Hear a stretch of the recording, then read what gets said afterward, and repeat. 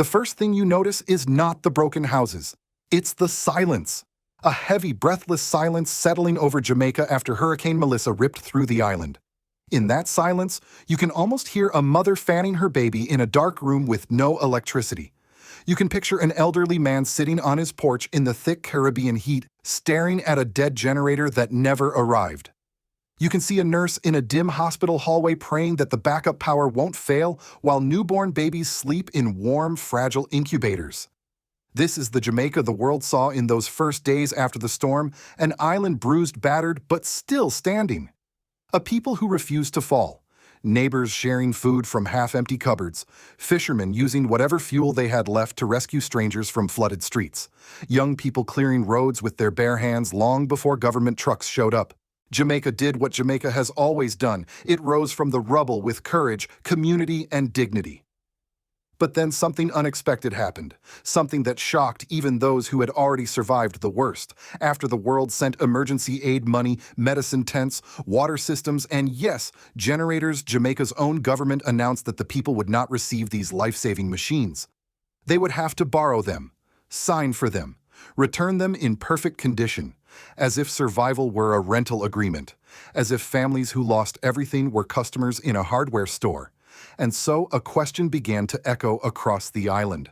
How did a nation that received free generators from the world end up borrowing electricity from its own leaders? If you are watching this today, especially my American viewers over 60, I invite you to stay with me. You know better than anyone what leadership is supposed to look like in times of crisis. You've lived through hurricanes, blackouts, winter storms, and national emergencies. You understand the difference between compassion and calculation. So let's look at what really happened in Jamaica and what it reveals about leadership dignity and the basic human right to survive without being charged for it. If you believe disaster relief should never be treated like a loan, don't go anywhere. This story matters. The first hours after Hurricane Melissa were a test of survival for every Jamaican family. The winds had torn roofs from homes like sheets of paper. Floodwaters swallowed entire streets. Boats lay overturned on sidewalks. Schools became lakes of mud, and small shops, lifelines for so many communities, were left silent shelves, soaked refrigerators, dead. Yet even in the middle of this devastation, something remarkable began to happen. Before any official announcement, before any minister stepped in front of a microphone, ordinary people stepped into action. You could see fathers carrying children across flooded bridges, teenagers lifting tree trunks out of the roads with nothing but their hands, grandmothers cooking outside on makeshift fires, feeding neighbors who had lost their stoves, volunteers, some barely adults, swimming into stalled traffic to pull people to safety. When the world looked at Jamaica, what they saw was not chaos. They saw heart. A nation that bends but does not break. A nation that suffers but does not surrender. Hospitals, however, were among the first to feel the true weight of the catastrophe. The main island grid collapsed, leaving entire medical centers in darkness. Nurses held flashlights between their teeth while bandaging wounds. Doctors used their phones to monitor vital signs. Parents stood helplessly over incubators, watching the backup generators strain under the pressure of keeping newborn babies alive. Everyone understood one simple truth: without reliable power, every minute became a risk. That is why the world responded. Country after country sent whatever they could. Emergency relief planes arrived with boxes of medicine, water purification units, tents for displaced families, heavy machinery for clearing debris, and most importantly, generators. Big industrial ones for hospitals, medium-sized ones for shelters, small portable ones for families trapped without electricity. These machines were not symbolic gifts. They were meant to keep people breathing, hydrated, fed, and safe during the hardest days after the storm. They arrived with no conditions, no contracts, no repayment, just solidarity. And that is why what happened next stunned so many Jamaicans. Instead of distributing the donated generators freely to the communities that needed them, the Jamaican government, under the leadership of Prime Minister Andrew Holness, announced that generators would be loaned to citizens. Not given, not shared, not handed out as emergency relief. Loaned. Families would have to sign forms. They would have to log serial numbers. They would have to promise to return the generator in perfect condition, even though they were living in environments where rain still leaked through broken roofs, where streets were still flooded, where debris still lay scattered. It was as if disaster had turned into a rental program. People didn't understand what they were hearing. Mothers who had spent nights fanning their babies to prevent heat exhaustion could hardly believe they were expected to stand in line at a government office only to be treated like customers negotiating a short-term equipment lease. Fishermen who had just lost their entire catch because their ice melted questioned how the government could look at them and talk about returning equipment on time. Elderly women waiting in the dark hallways of hospitals asked each other quietly, "How can we promise perfect condition when even the walls are still wet?" Yet this was the official policy. Life-saving help would not be given. It would be borrowed. The story spread quickly. Videos appeared online of long lines outside community centers. Men and women waited hours only to be told that unless they signed loan papers, they could not receive a generator. Some were even told that the machine could be recalled at any time for administrative purposes. In other words, even in the middle of an ongoing crisis, even while sitting in sweltering heat, even while caring for children or elderly relatives, the government could take the generator back. The feeling that washed across the island was not just disappointment, it was humiliation. Because Jamaicans remembered something the government seemed to ignore, these generators were donated freely by other nations. They came with open hands, not legal terms. They came because the world recognized Jamaica's suffering and wanted to help. And yet somehow, between the airport and the communities, between the warehouses and the hospitals, something changed. A gift became property. A donation became inventory. Relief became a business transaction. And for thousands of families still living in darkness, a painful question emerged. If the world gave freely, why did their own leader demand a loan? The turning point came quietly at first in the form of whispers, little conversations taking place in long lines outside community centers, in dark kitchens where candles flickered, and in hospital corridors where exhausted nurses leaned against the wall for breath. At some point, Jamaica began to ask the questions that no one in government seemed prepared to answer. Where were the donated generators? Who had them? Why were they not already in the hands of the people? One mother standing outside a distribution center with her baby wrapped in a thin towel described her experience in a video that quickly spread across the island. She said she waited almost 6 hours in the heat, hoping to receive a generator so her child could finally sleep without sweating. But when she reached the desk, the official slid a clipboard toward her. On it was a form requiring her to sign for the generator, promise its return, and accept full responsibility if it broke. "Perfect condition," the official repeated. Her voice cracked as she asked, "How can anything be perfect after a hurricane?" She walked away with nothing. This was not an isolated story. Fishermen along the coast reported similar experiences. Many had lost their entire income when their ice melted. They came hoping for a generator to keep what little food they had left from spoiling. Instead, they were faced with paperwork pages of it, asking them to assure the government that the equipment would be returned undamaged within a certain number of days. One man looked straight into the camera and said, "We barely survived the storm. Now we must survive the terms and conditions." Meanwhile, the internet filled with photos of warehouses, doors locked, lights off, where hundreds of donated generators were believed to be sitting unused. Some were still wrapped in plastic labeled with the names of the countries that sent them, "With love for Jamaica, emergency relief." People stared at those images in disbelief. How could machines meant to save lives be locked away while entire communities sat in darkness? And then came the hospitals. This is where the situation reached its emotional breaking point. A nurse from St. Anne shared how her clinic lost power 3 times in a single night.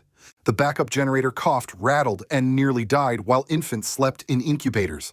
She said she begged the authorities for a new generator, one of the many donated across the world, but was told none could be given to them. They would have to borrow one. And even then, it might be recalled at any time if another facility needed it. "Babies do not run on loans," she said. "They run on oxygen."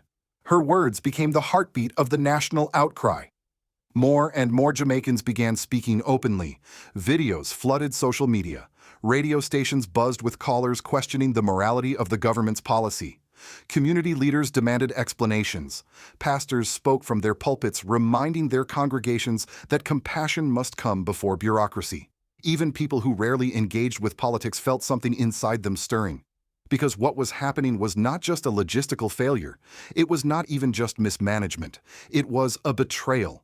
To receive gifts from the world and then loan them to your own suffering people, this felt like a violation of something deeper than policy. It felt like a violation of trust, dignity, and human decency. The anger grew louder when more stories surfaced. Families were told that generators could only be loaned if they could provide a safe storage area, even though many had lost their roofs. Small shop owners learned they were responsible for any wear and tear, as if rain falling through a broken ceiling could be controlled. Farmers who needed power to save stored crops were told to sign documents they could barely read by candlelight. And through all of this, one question thundered across the island, repeated in homes markets, fishing villages, shelters, and hospitals. Why must the Jamaican people borrow what the world gave them freely? This question became the emotional climax of the national conversation. It pierced through every excuse, every vague government statement, every technical explanation. It wasn't simply about generators anymore. It was about justice. It was about leadership. It was about the meaning of compassion in a moment of crisis. And when people looked at their dark homes lightless, not because the world failed them, but because their own government held the switch, they understood the truth. Jamaica wasn't in the dark because of a hurricane anymore. It was in the dark because of choices. When a government mishandles a disaster, the damage is never limited to the storm. The winds may pass, the waters may recede, and the roads may eventually be cleared, but the fractures left in the hearts of the people remain long after the debris is gone. That is exactly what began unfolding across Jamaica. The first civil consequence was fear, a quiet fear that crept into the homes of ordinary families. Not fear of the storm, they had already survived that, but fear that their suffering no longer mattered to those in charge. Fear that when the next storm comes, help might arrive with strings attached again. Fear that compassion had been replaced by paperwork and leadership by accounting. Mothers whispered to each other, "If this is how they treat us now, what will happen next time?" The second consequence was humiliation, perhaps the most painful of all. Jamaicans are a proud people. Their history is built on resisting oppression, surviving slavery, fighting colonial rule, and rebuilding after disasters that would have crushed other nations. But now, after giving everything they had to endure Hurricane Melissa, they were being told to sign contracts for the right to power their homes. It made many feel smaller than the storm itself. The idea that survival could be treated like a transaction left wounds deeper than any fallen tree or collapsed roof. Communities began to talk openly about the human cost of these decisions. In shelters, children studied with candles, while generators remained locked in government storage. Parents found themselves unable to refrigerate food, forcing them to throw away the little they had managed to save. Small businesses already struggling shut their doors because freezers and equipment stayed dead. Farmers watched crops spoil because the power needed to keep water pumps running was now tied to a loan policy. Every corner of the island felt the consequences of a decision that seemed both cold and incomprehensible. But the political consequences were even more profound. Trust, once lost, rarely returns. Jamaicans started questioning not only a policy, but the very mindset of their leadership. Why would a government choose to loan what the world gave freely? Why would they allow suffering to continue while life-saving equipment sat unused? Why were donations treated like state property instead of life-saving gifts? These questions spread faster than the storm clouds that brought Melissa. Radio hosts debated the legality of converting international donations into loanable assets. Lawyers pointed out that equipment given for the people should not be withheld from them. Newspaper columns asked whether the Prime Minister understood the symbolism of forcing hurricane victims to rent their survival. And on social media, the phrase "borrowed survival" began trending, a haunting reminder of the breach between the government and the governed. The political pressure intensified as community leaders stepped forward. Pastors, activists, teachers, and local council members demanded clarity. Some called for investigations into where the donated generators had gone. Others questioned whether corruption or mismanagement played a role, and still others said something even more powerful. If our resilience is used as a reason to ignore us, then we must speak louder. This became the third major consequence awakening. People who had never engaged in politics felt compelled to act. Mothers who usually avoided controversy stood up in community meetings. Fishermen who rarely left the coast traveled to Kingston to speak on radio shows. Nurses who worked double shifts recorded emotional testimonies. They were not motivated by ideology or partisan divides. They were motivated by something simpler: human dignity. And as this civic awakening grew, Jamaica found itself facing a political truth many leaders fear when the people begin to question not just a decision, but the values behind it. The foundations of authority shift. Jamaicans were no longer asking about generators. They were asking about priorities, morality, leadership itself. The storm had passed, but a new storm, one born of frustration, disappointment, and determination, was beginning to rise. From the outside, looking in, the world saw something troubling unfold in Jamaica, something that struck at the core of what disaster relief is supposed to mean. Nations that had rushed to help after Hurricane Melissa sat back and watched confused as the very aid they provided freely became entangled in conditions, paperwork, and loan agreements. And for many observers, especially in countries accustomed to supporting global disaster responses, the question was painfully simple. How did a gift become a rental? To humanitarian organizations, the situation felt like a break in the chain of trust. Aid workers understand how fragile the first days after a storm are. Electricity is not a luxury. It is the difference between life and death. A generator is not a convenience. It is the engine that keeps clinics functioning, preserves medicine, powers shelters, and lights the path to recovery.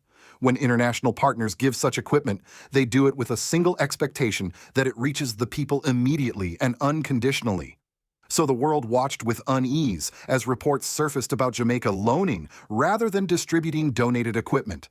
Countries that had sent generators as acts of solidarity began quietly questioning what had happened to them.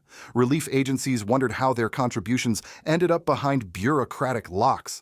And global observers realized this was not merely a logistical failure, it raised deeper questions about governance and accountability. From the perspective of the United States, especially among older Americans who remember past hurricanes like Katrina, Sandy, and Maria, the contrast was sharp. In the U.S., disaster relief debates are common, but one principle remains widely accepted in an emergency: the government gives first and worries about paperwork later. People over 60 in America have lived through enough national crises to understand what true leadership looks like under pressure. They know the importance of FEMA, the National Guard, utility crews, and community volunteers restoring power without hesitation. The thought of loaning survival feels fundamentally out of place in the American emergency response mindset. For many Americans watching the situation, it raised uncomfortable comparisons. How would they react if after a hurricane they were asked to borrow generators donated by allies abroad? How would retirees, veterans, families with medical equipment, or small-town clinic workers respond if their survival depended on signing loan forms? The answer is obvious: they would call it unacceptable. And that is why the situation in Jamaica struck such a nerve internationally. Across Africa, the reaction was even stronger. Leaders, particularly those who have been promoting sovereignty and people-centered governance, viewed Jamaica's experience as a warning about what can happen when leadership loses sight of human dignity.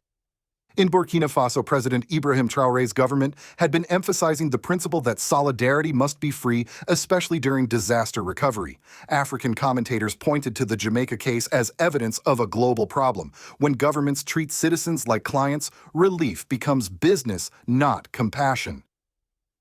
Meanwhile, Caribbean neighbors watched with a heavy heart. Countries that had endured their own storms knew too well what Jamaica was feeling. They understood the exhaustion, the fear, the frustration of seeing aid delayed or mismanaged. And they knew that once trust between a government and its people fractures, rebuilding it can take years, sometimes generations. In the broader global conversation, Jamaica's crisis became an example of a deeper truth: disaster reveals leadership, not in speeches, but in choices. And the world could see that one choice in particular, transforming donated generators into loaned property, had shaken Jamaica far more deeply than the hurricane's winds ever could. In the end, what happened in Jamaica after Hurricane Melissa was not just a story about damaged homes, broken roads, or fallen power lines. It was a story about something far more fragile: the bond between a government and its people. That bond cracked not because of the hurricane, but because of what followed: the decision to take donations offered freely by the world and turn them into loans for those who had already lost everything. And that is why this moment must not be forgotten. Because the danger Jamaica now faces is not only another storm on the horizon, it is the risk that its own resilience will continue to be used against it. When a nation becomes known for its strength, for its ability to rise after every fall, leaders sometimes make the mistake of believing their people can endure anything, including neglect. But resilience is not a shield for leaders to hide behind. It is not a permission slip for mismanagement. It is not a justification for treating survival like a product on a shelf. The warning is simple. If compassion becomes conditional, once it can become conditional again. If survival must be borrowed today, it may be borrowed tomorrow. And if the people accept this, once future governments may assume they will accept it forever. But this is also where hope enters the story. Because Jamaica has shown the world something powerful. When ordinary people speak, mothers, fishermen, nurses, elders, young volunteers' questions begin to shake the walls of power. When the public demands answers, silence becomes impossible. When the nation refuses to be treated like customers in their own land, dignity returns to the center of public life, and Jamaica is not alone in this awakening. Across the ocean in Africa, new ideas about leadership are rising. Many viewers may have already seen stories in Africa news about countries like Burkina Faso, where leaders such as President Ibrahim Traoré have emphasized that solidarity must be free, that aid must never be a business, and that people must stand at the heart of national policy. You may disagree or agree with his approach, but the questions he raises are now global. What is leadership? Who deserves unconditional help? And what does it mean to serve a nation in its darkest hour? These are questions Jamaica is also being asked to confront.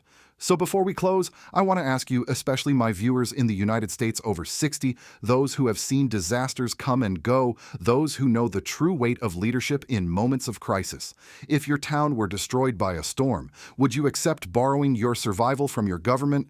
Would you accept signing papers for the right to power your home? Should disaster aid ever come with conditions?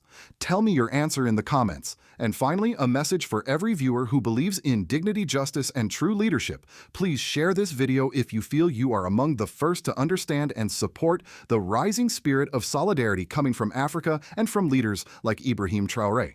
Subscribe if you believe that the truth is more important than the headlines and that no nation should ever have to borrow the tools of survival. Jamaica survived Melissa, and now it must ensure that it never again has to survive its own leadership.